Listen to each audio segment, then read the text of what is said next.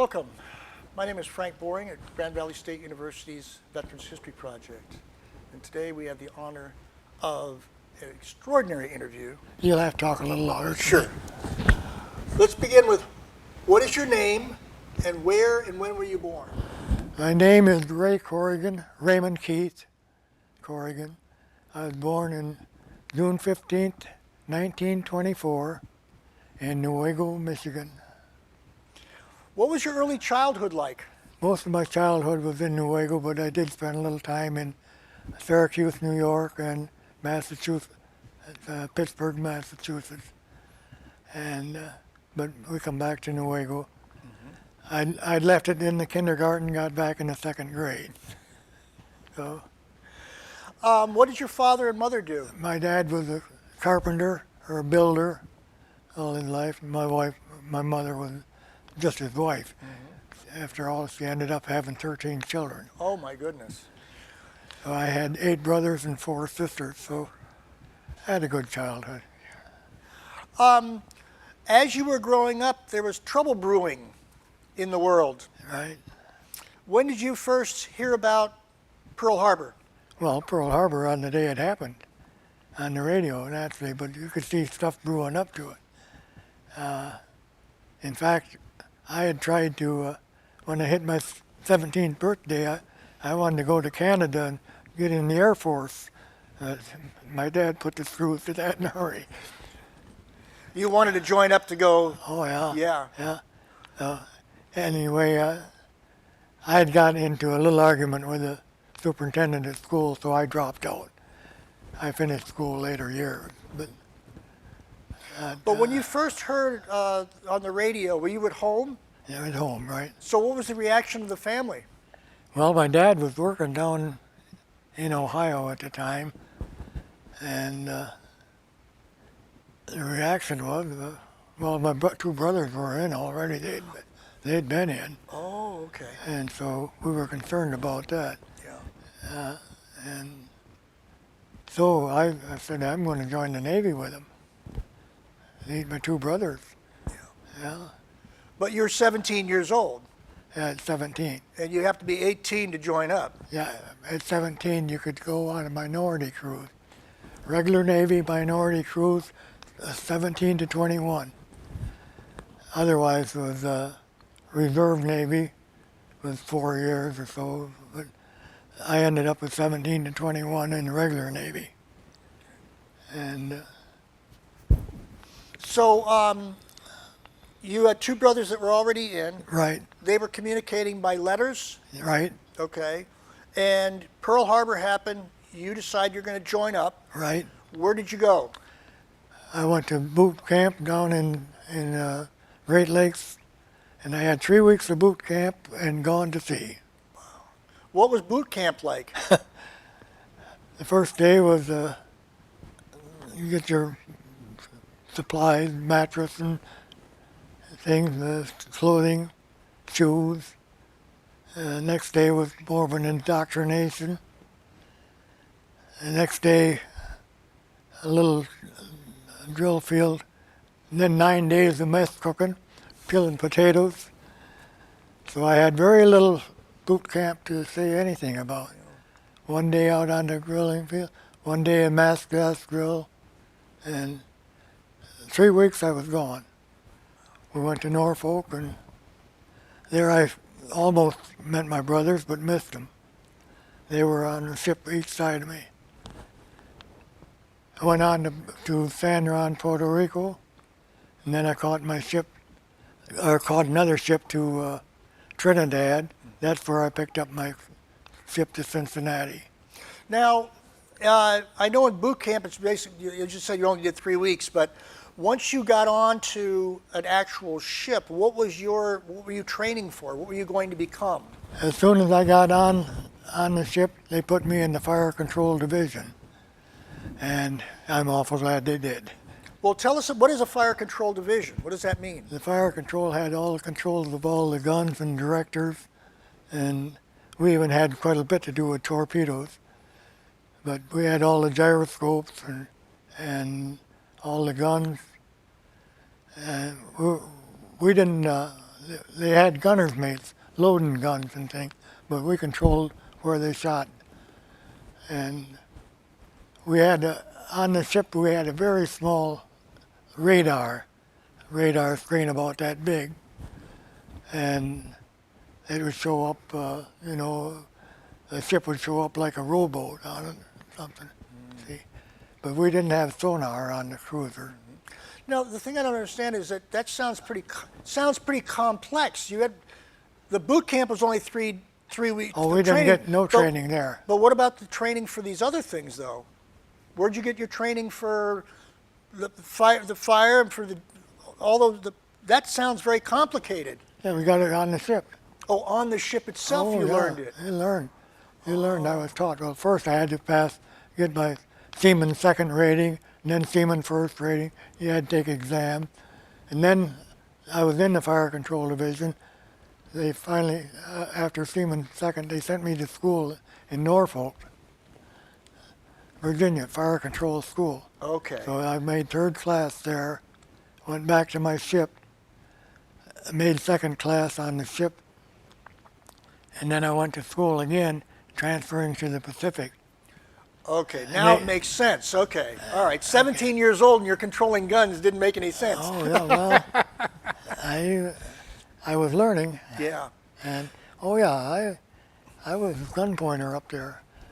I'm the director. I would point the gun. They would read in the elevation and whatnot, but I'd target right on the ship or where it was doing that. So when you eventually got through the schooling and the training, Yeah. then you were assigned to go actually into the war?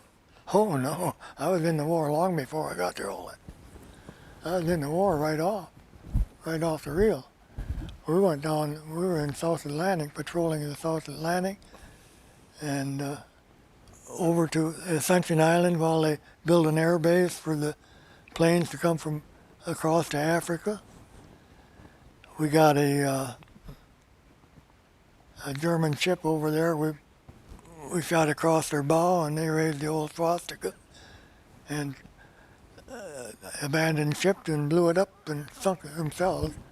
So another ship picked up the survivor. No, we were right in it. Right in it. So this is roughly 1942 that all That was 42. happening. Yeah, 42. Yeah, that was. We come back in September of '42 to New York in the Navy Yard for a quick overhaul. I got a 3-day, well, a 90-hour leave to go home. So I went. That was my first time. I got home for 90 hours. That's the only official leave I had in the 4 years. Did you get a chance to see your brothers at that time, or are they still out there? No. What happened at that time? They were still out there, and they were in the Pacific by that time. The Hornet was gone out there, and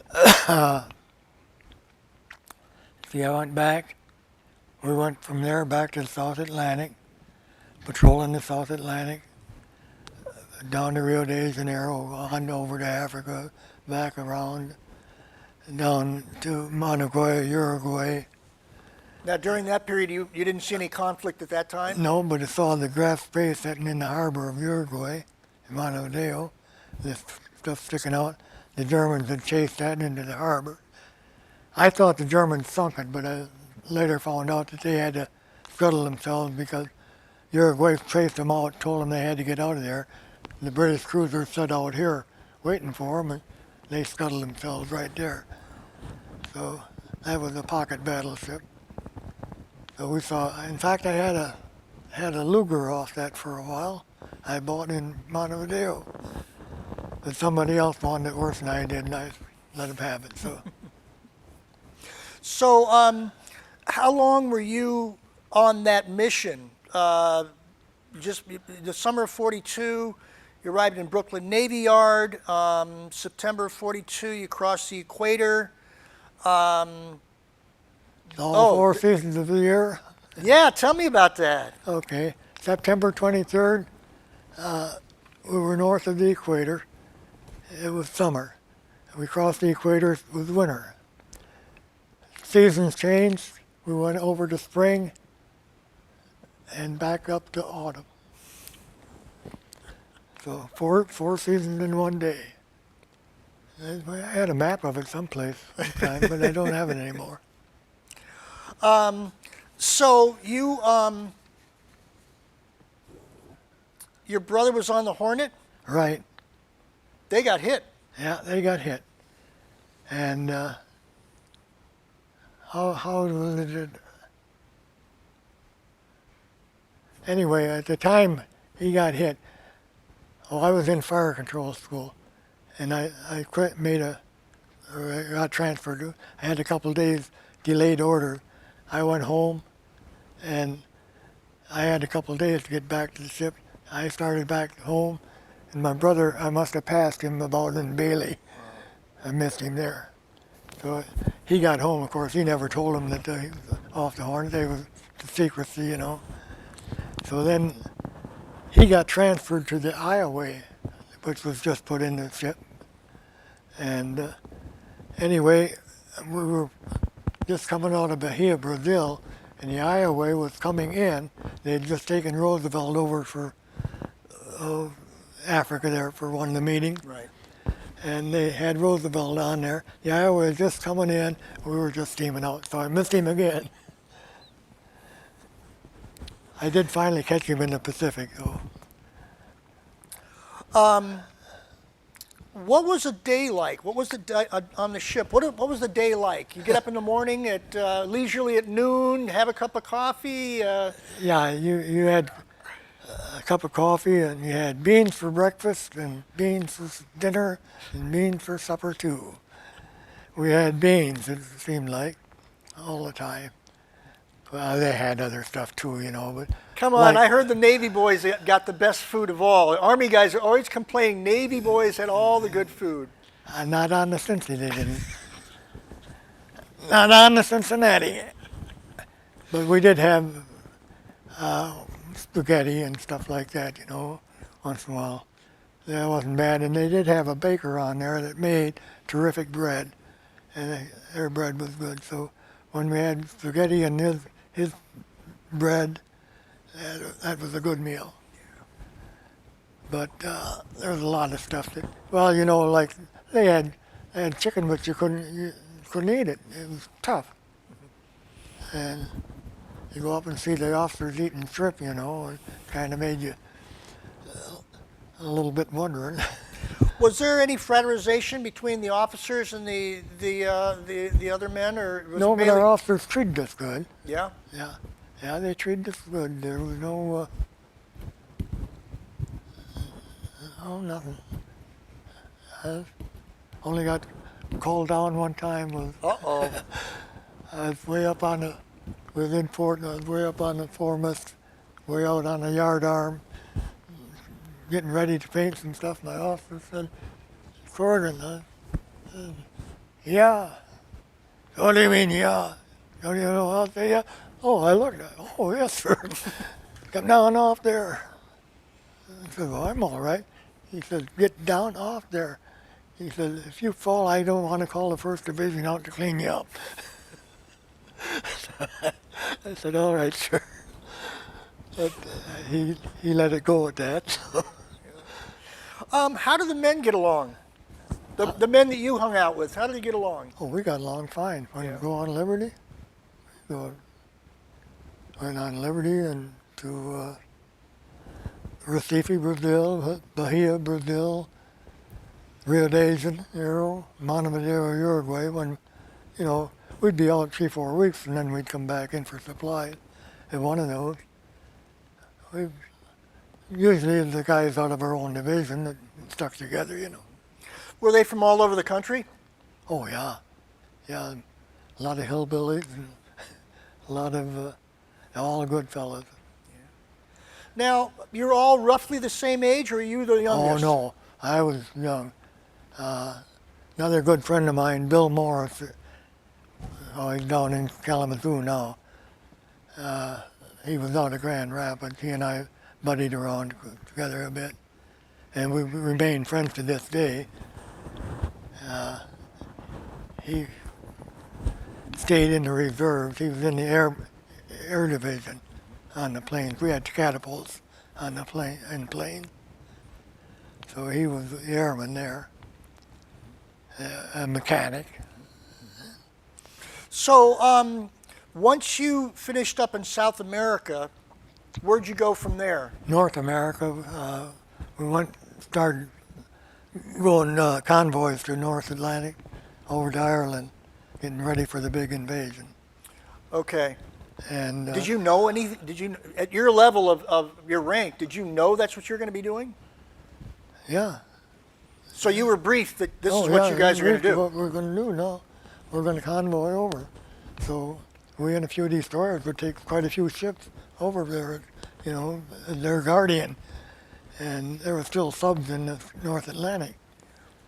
In fact, if you read that, you'll see some where I was just having my operation when they Tell me about this operation. they give me a local because What happened to you? well, I had appendicitis. Oh. And they give me a local because they knew we were in sub area and we no more cut me open and they started dropping depth charges. So there was depth charges being thrown off the destroyers and dropping off our fantail.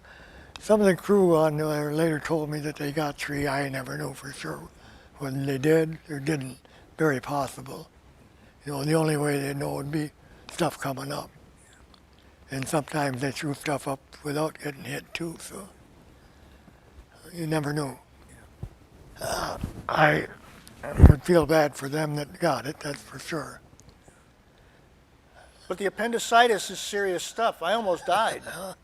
Well, I didn't almost die there, but I blowed it up awful. And I got to, one day I called them and I said, man, I got to go. And so they said, oh, well, give them a catheterize me. I thought they said castrate. I don't know. So anyway, it helped. The good news is they got the appendix taken They out, got right? the appendix out. That was after the operation there. So once you finished, all right, so you got the operation was done. You reported back for duty to Miami. Is that right? Are we? No, No. we went back in New York. Okay. Went back to New York, and we made another trip over to Ireland. And there I passed my second class fire control. I got second class on the ship. It celebrated in Belfast, Ireland. Celebrated over in Belfast a little bit. Beer? Oh yeah, 2 beers. Light. Their beer was terrible. You could get a light beer or a dark beer. The dark beer was so tough. You mix the two together, you could hit by it. Yeah, they're called a black and tan. Yeah. Sure. So during this period of time, did you have any sense of whether we were winning or not? No. No, not really. Not really. We didn't get much news on. We couldn't listen to radio. You know, all we got was once in a while a little newscast, or if we'd be in port and see it. You know, like when we'd come into New York, that was great, but that didn't happen that often. So you could catch up on the news when you got to port. Yeah. Because as you well know, the beginning of the war, we were not doing so well. Yeah, we sure weren't. Yeah. And we think losing a lot of ships. And there's another one while I was in New York, we took the Juno. And the Juno is the one that the 5 Sullivan boys died on. Oh, yeah. We took it out on its maiden voyage. And I wanted that ship so bad, and I tried to get on. I had it all set up with one of their guys to trade. My exec said, no. He said, I wouldn't sign your papers for that. He said, that ship's going to be in action in 6 weeks. Hell, it was sunken about that time, you know. How'd you hear about the Sullivans? Is that after the war, or did you hear about it then? No, we heard about it right away. We heard about it. And Does that change the whole nature of how people got drafted yeah, and where they oh, went? right immediately, because there were 3 brothers on my ship. They immediately transferred one. They kept the youngest one on. He was younger than I was, and he had joined afterward. And he kept him on because his older brother was the chief on there. So he kind of wanted to keep track of him.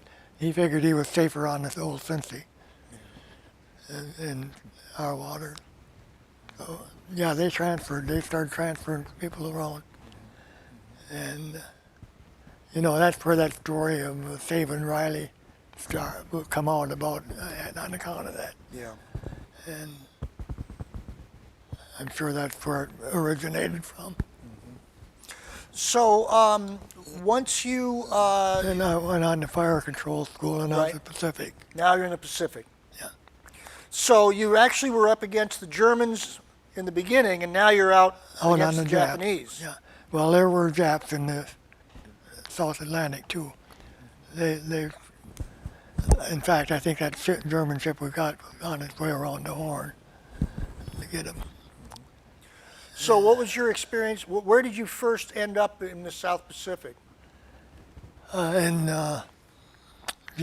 January of '45, as I put the new ship in commission in Seattle. So January of '45 is where we went. Well, what was happening? We're jumping to 45 now. What happened in 44? Where were you in 44? In '44, I was transferring over there just before the invasion. Then I went to school again in Washington for fire control, Okay. advanced fire control school, and I got a lot more training there, and I got an 11 days delayed order. I picked up and married the girl back home, and my orders was to catch the Cook Inlet out in San Diego. So I went out there, and luckily I did meet my brother Tom there. He had just come in from Tulagi and Guadalcanal. He'd been through hell over there. And He was on a ship with when the Marines were. Navy, Yeah. but he was on the small boats there and stuff. And But the Anyway, Marines took a bet. They took a. yeah, but That was a then bloody he battle. went right back after that in South Pacific again. And I guess what I was getting confused about, now it makes sense, is that you're actually in the war, but then they would take you out of there, put you in school for some more, then back in again, then back again, then back. Okay, now it makes sense. yeah, Because I thought you were just going out, you'd done your schooling, then you went out there and you stayed out there. yeah. Okay, now I get it. All right. Okay, and then I got out to California anyway. They had their fire controlman for the Cook Inlet, so they sent me up to Bremerton, Washington, and the ship I was going, the Corson wasn't ready yet. So I called my wife, said, get out here. So she come out for 30 days. In fact, she had Thanksgiving dinner on there with us. I think I got a slip in there. You got a menu in here, don't you? Yeah. And Yeah. had all the wives come on there for Thanksgiving. Grouchy salad, dressing of many islands, flattened potatoes, honey chili potatoes, clubs of cherry, lives of lettuce, ignorant olives, Yeah. Oregon gravy, desert weed dressing. My gosh. What's Jersey juice? What? What's Jersey juice? Cows. Milk. Oh, of course. Frozen bovine liquid. That's ice cream. Adam and Eve cake? I don't get any. They're cakes. This is pretty funny. So, once you finished up all of your schooling, then you went to the Pacific War. Pacific, right. All right, and you didn't come back again for. All right, so let's start off over there. then. Okay, we went from and to put the ship in commission right up there in Lake Washington, and we went out and they, of course, loaded the gun, and the number 1 gun fired right over. luckily not Seattle, but I always said it's fired over Seattle. And said, "Who fired that gun?" And I said, "No one, sir. It fired. I sure as hell did, sir." I went back into port. All our technicians went through and nothing wrong, nothing wrong. I said, "Definitely wrong. I put nothing in there and the firing pin would go, you know." So anyway, we pulled out through the locks and down to San Francisco. And we got in there, and I worked on it all that time. I was about going nuts. I went through every circuit on it, and finally found it down in the electrical room. Found what they had from A to B to A to C. Instead of A to C, they went B to C, and that was the hot leg. And it fired the gun right off. So they were showing the movie of Gone with the Wind. I would have liked to have seen it back then, but I went up and my captain and an admiral was sitting right on the outside. I knelt down and I told him, I said, "Captain, I think I found that. I wonder if after the movie we could get permission to point the guns out to sea and see if that's it before we leave port."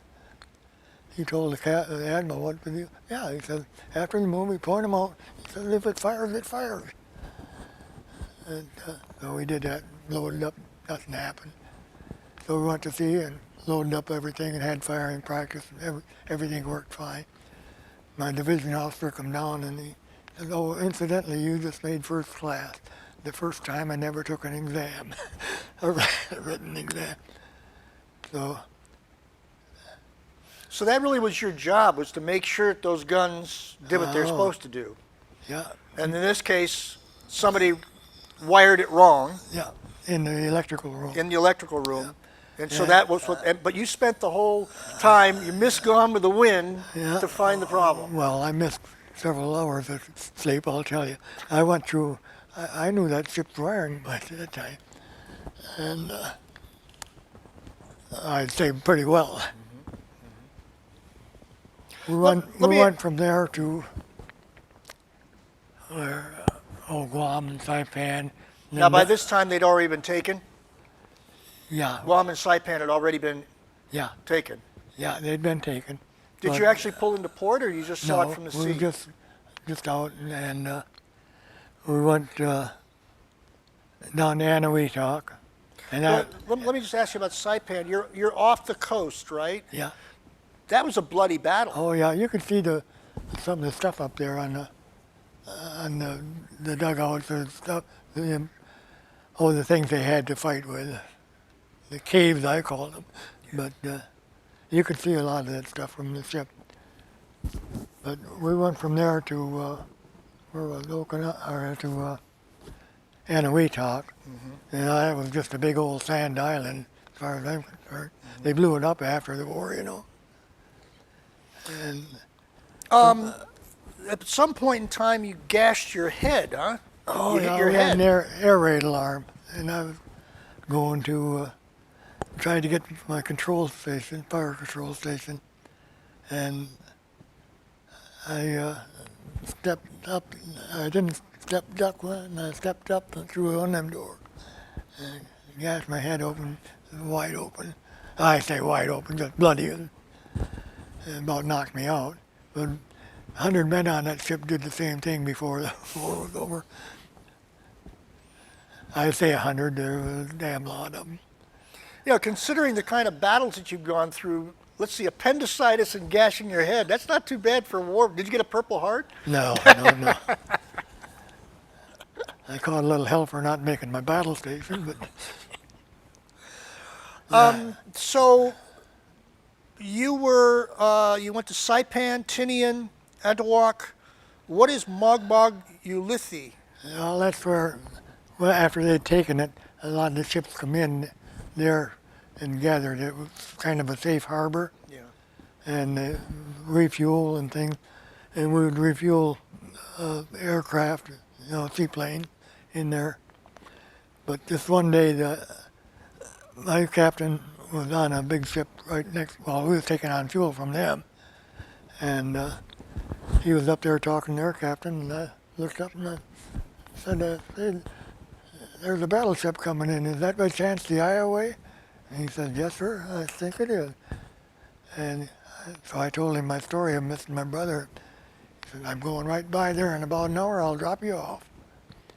So he dropped me off, and I stayed there. About 6 o'clock, he returned.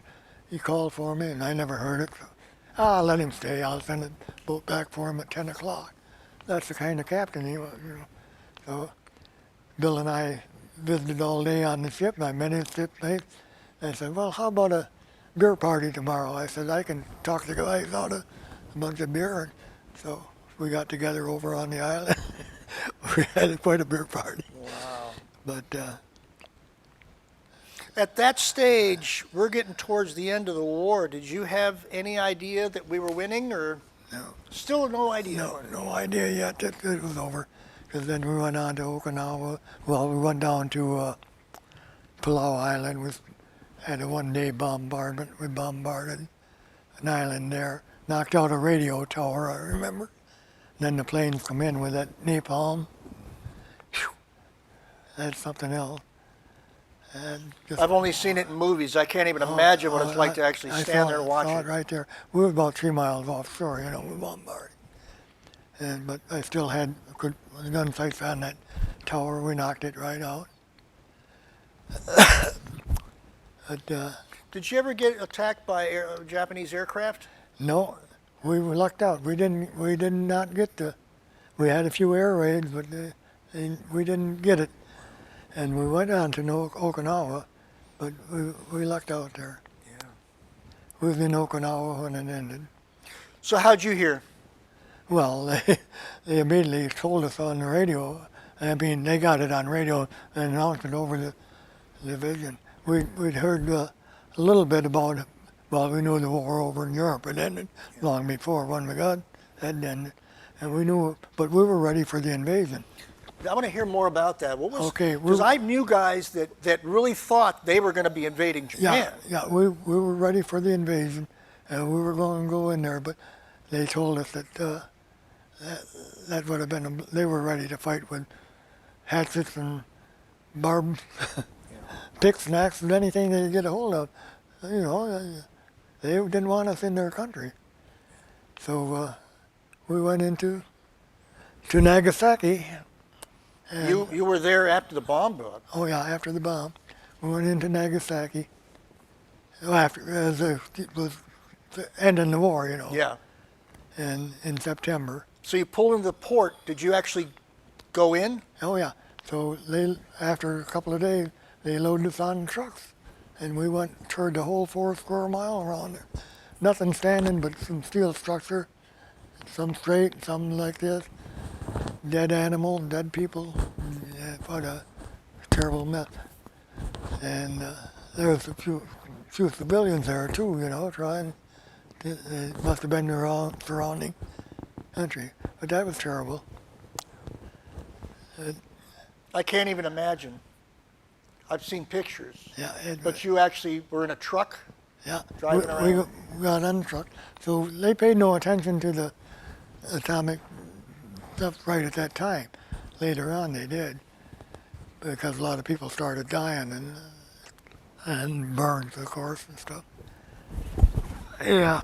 So you weren't given any protection? You weren't given any kind of No. gas mask or No. anything? They just put you in a truck and you're driving around That's all. seeing right there in that radiation? So, well, anybody right there in the port would have got the same thing anyway. And no, we went in. Well, this may be a difficult question, but what were your feelings? What were you feeling like? Well, I guess we were so tickled to have the war over and know that one of these days we were going to go home. And because my time had been up in June, and they asked me to ship over. We'll make you chief. I said, well, I said no. That's before the war. And then I said no. I'm going home as soon as I can.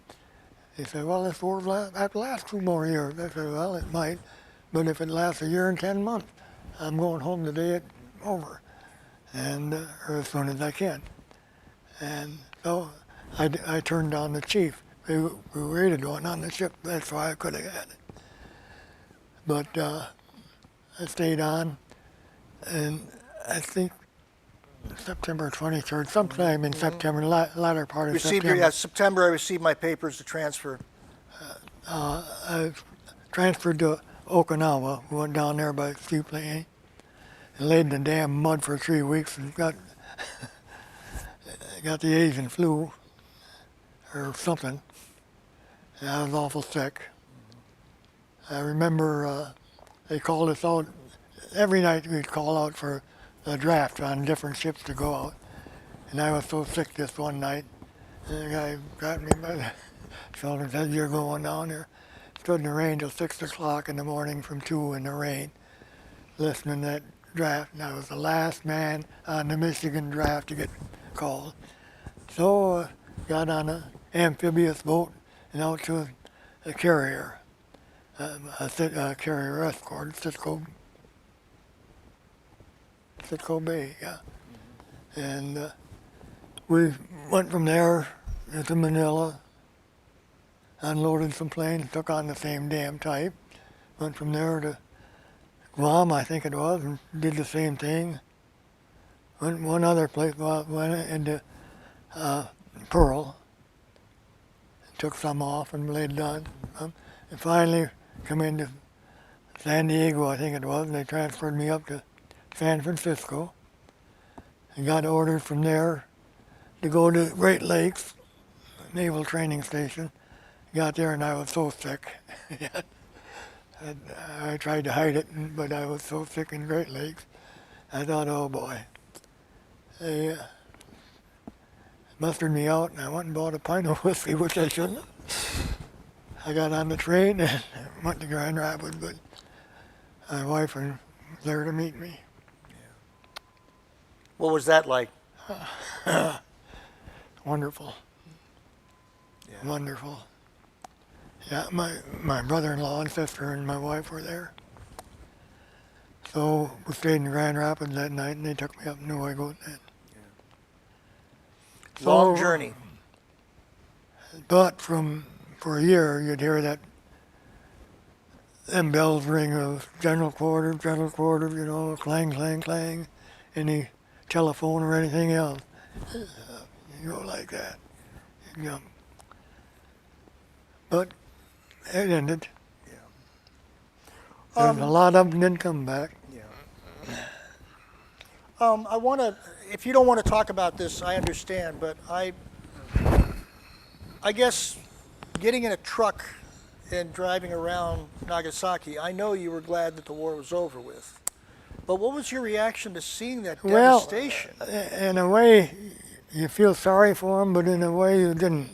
You know, you had it coming to you about the action, but then you looked and said, "Oh, what a waste! What a human waste!" And it's going on again. Such a human waste. And I don't think God planned it that way. You know, I think the thing that bothers me the most is that we, as humans, I suppose, we haven't really learned the lessons. What you went through, what you did, what you and your fellow, and my father included, was hopefully to stop it from ever happening again. Well, we hoped it that way. But it was, what was it, 4 years in Korea was going. Yeah. I remember I got one of them draft notices on, and I stuck it in my pocket. I said, well, I got a little girl now, and a little boy. And I said, I don't think they'll bother me. They didn't. They just, if it got real bad, I suppose I'd had to go. But yeah. Looking back on it now, those 4 years, did that change you, or did that help you to be the person you are today? How do you look back on those 4 years? well, I think it helped in a lot of ways. That I take a man to be a man, and I take his handshake to be a friend, and that's the way I look at it. I had to go back and see the Japs in later years, and What was that like? Well, I'd worked for a machine tool company, and I got called to go over there to explain a machine to them for atomic energy stuff. What part of Japan did you go to? Well, I went in Tokyo first, and from Tokyo down to Kuri, down to Hiroshima, and out to Kuri, Japan, to Hitachi Limited, and they got into a meeting. There was a few of them could speak English, so one a little nervous, still thinking about things. One asked me, "Have I ever been in Japan before?" I said, "Well, I was in Nagasaki right after the war, and the war ended." "Ah, so I saw you through a periscope." And everybody started laughing. That broke the ice, and we got along just fine. He didn't see me through a periscope, but When you traveled through Hiroshima, I know you were in Nagasaki during the war, but now you're after the war. now I'm in What did Hiroshima. Hiroshima look like? It was pretty bad yet, and they were trying to build up, but they still left that one spot where the guy's imprint in the thing was there. Yeah, for miles of that was down, and I didn't spend too much time in Hiroshima then because I had to go back to Tokyo and speak with another meeting, Marubeni Ida, and they said, "Well, we will buy that machine if you'll come back and set it up." So it took a year to get the machine sold or built and shipped over there. And they sent me the first class ticket to come back over, all expenses paid. And they paid my company for my salary. So I called the travel bureau and I said, "What would it cost to have change that to 2 tourists?" $500. I said, "I just sold a lot for $500. I told my wife, I said, "You're going with me? Park your kids with your sisters." So the girls went with one, and one went with one with another, and the boy went with another. And she went with me. So we stopped in Honolulu, and then we went on to Tokyo, and had quite a time there. She had to sit on one end of the bus and me on the other for that hour ride over to Hotel Nikko. She was quite scared. And anyway, we got to Tokyo. The people took us around and visited their home. Of course, you had to take your shoes off. Took us out to dinner and everything. Then they put us on the plane and flew us down to Hiroshima. And on the way, we stopped at halfway down there. I forget the name of it, where that mountain is. Oh, Fuji? Yeah. Yeah. Anyway, in there we stopped there, and some soldiers got on. And the soldiers happened to set... Japanese soldiers? No, the American Oh, soldiers. American soldiers, yeah. Got on, and one we sat down next to us.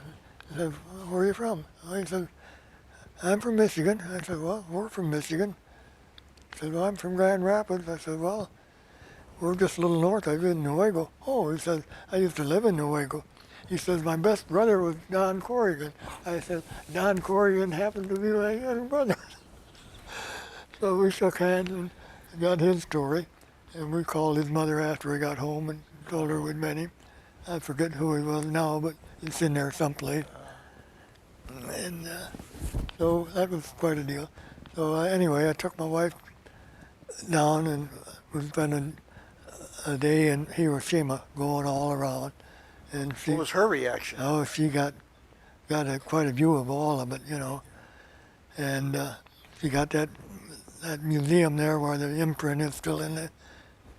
And so she got a good idea what the war was a little bit about, that way. It must have been, I just can't imagine going back after all those years, even though it was Hiroshima and not Nagasaki. You saw Nagasaki and now you're in Hiroshima. You had to react somehow. Well, Hiroshima was, of course, building up again by this time. Yeah. And it's still a little, they were trying to treat us nice, but there was still some of them that didn't like us and so forth, I guess. But I tried to be friendly to everybody, and most of them I met were friends. Well, anyway, I finally had to stay. Something happened on the machine. We needed some other parts that went bad on the shipment over. So I had to get them. That delayed me a couple of weeks. So I sent my wife back home, and I stayed a couple more weeks working on the machine, and then got it going for them. Now you say you're 91 years old, Yeah, but you retired at 90. yeah. Well, I more or less had to, because I had my own electrical contracting business, and I taught my two grandsons the electrical trade, taught them well. And when I finally told them, I said, for this type of work here, you better go in industry. That's where the money is. I can't pay you that kind of money. And so we were doing mostly residential, some commercial. And but it was hit and miss, So I told them they both got good jobs. They're doing, one's superintendent in one plant, and one might as well be superintendent in the other. He kind of runs the place. Trained them well, huh? Yeah, and so I said, that's it. I folded up, which is a good thing. But so I was working around my own house with some of them treated logs, and I got a bad sliver in my hand, and I ended up not getting it out. My arm swelled up, and that swelled up and went through me, and I ended up in the hospital, and that spoiled that year. Yeah. So I more or less had to give it up, and I hit 90. Yeah. Well, I'm glad you made it. So I made it. Yep. I guess Lord wanted me around one more year. Well, thank you very much You bet. for coming in. I really appreciate it. All right. Yeah. Do you want to ask him about the time that he fell off of a really tall ship? You fell off the top of a ship? You fell off the top of Well, I a... fell off the foremost Well, coming. let's Okay. did we Come miss that? Because I remember you talking about being... No, You were up there on the top and the... no, and the, no. okay. Our control. There's a picture of the ship in there someplace, I think. Anyway, the control tower is 90 feet above the water line, and I'm just descending from the control tower, and I had a 1-inch drill in my one hand, and so you naturally went like that. I missed the first rung, and I fell 30 feet below, and I just missed this gun shield that stood about this high. Thank goodness. And anyway, that's Gun shield is... You would have been... yeah. Yeah. I would have split right in two if I'd hit that. But I pulverized that left heel. So that's where I ended up in the hospital. 4 years of battle, you bang up your head, you fall off a thing, and you get appendicitis.